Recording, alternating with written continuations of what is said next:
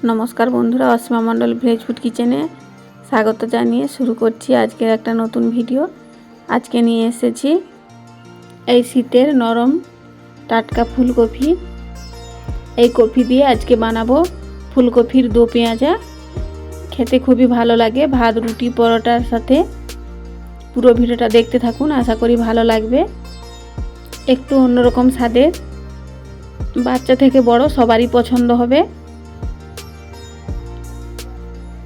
ফুলকপিটাকে কেটে নেব।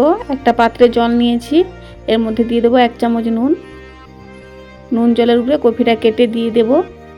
কপির ভিতরে পোকা থাকলে বেরিয়ে যাবে, আর চাষিরা অনেক সময় কীটনাশক স্প্রে করে, সেই অ্যাকশনগুলো কেটে যাবে নুন জলে দিলে। ফুলকপির ঝোল বানানোর জন্য যেরকম ভাবে ফুলকপি কাটে তার থেকে একটু ছোট করে কেটে নেব।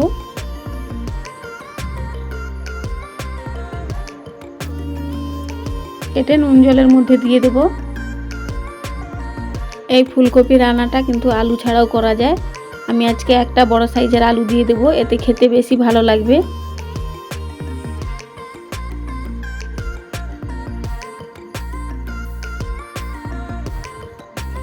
একটা আলু নিয়েছি, ছাল ছাড়িয়ে ডুমো ডুমো করে কেটে জলের মধ্যে দিয়ে দেব।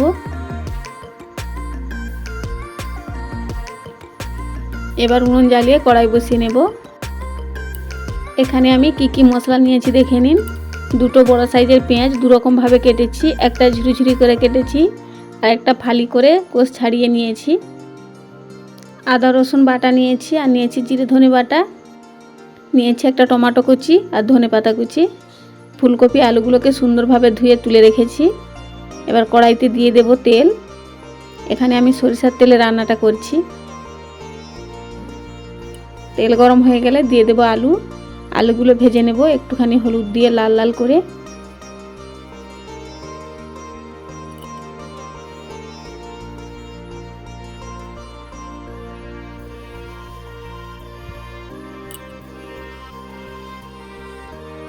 আলুগুলো লাল লাল করে ভেজে নিয়েছি, তুলে নেব।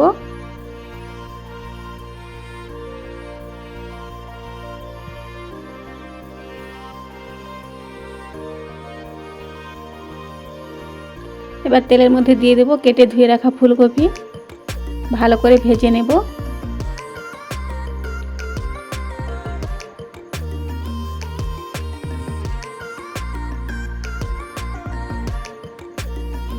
কপিগুলো যখন একটু হালকা ভাজা ভাজা হয়ে গেছে, এবার তুলে নেব।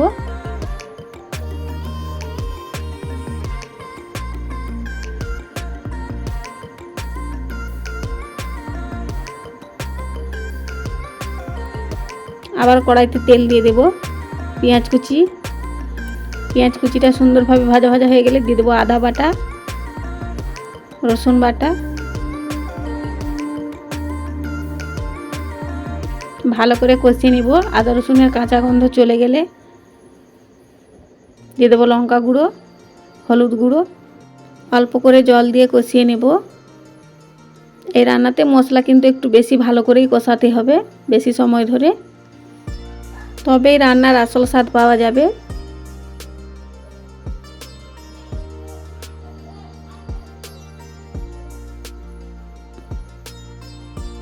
সুন্দরভাবে মশলা কষিয়ে নিয়ে এবার দিয়ে দেব জিরে ধনে বাটা।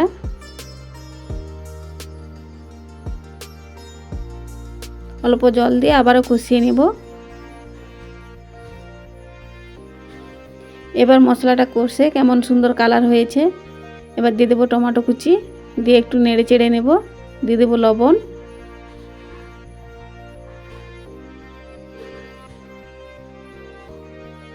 মশলা সুন্দরভাবে কষানো হয়ে গেছে, এবার দিয়ে দেবো ভেজে রাখা আলু ফুলকপি। মশলার সাথে সব কিছু মিশিয়ে নেব। মশলার সাথে সুন্দরভাবে আলু ফুলকপি মেশানো হয়ে গেলে এবার দিয়ে দেব কেটে রাখা পেঁয়াজের যে কোষগুলো ছাড়িয়ে রেখেছিলাম সেই পেঁয়াজটাই দিয়ে দিলাম। এই রান্নাতে দুবার পেঁয়াজ দেওয়ার জন্য নাম হয়েছে ফুলকপির দো পেঁয়াজা। এবার দিয়ে দেব পরিমাণ মতো জল।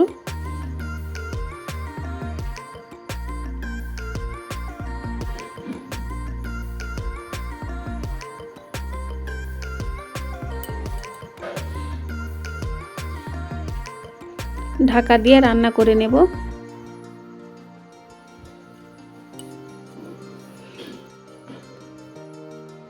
ঢাকনা খুলে দেখে নেব। এই রান্নাটি মাখামাখো হলে খেতে বেশি ভালো লাগে। এবার দিয়ে দেব গরম মশলা বাটা,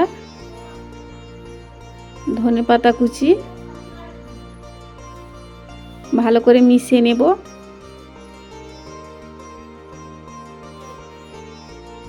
এবার নামিয়ে নেব।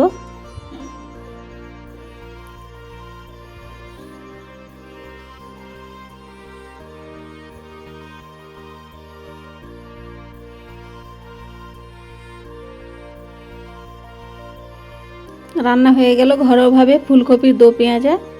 আজকের ভিডিও যদি ভালো লেগে থাকে লাইক কমেন্ট শেয়ার করে দিও। আর এভাবে বাড়িতে বানিয়ে একবার খেয়ে দেখো, সবারই পছন্দ হবে। ভালো লাগলে সাবস্ক্রাইব করে বেল আইকনে ক্লিক করে রাখুন পরের ভিডিওর নোটিফিকেশন পেতে। আর সবাই খুব ভালো থাকবেন, সুস্থ থাকবেন, সাবধানে থাকবেন। দেখা হবে অন্য কোনো রেসিপি নিয়ে।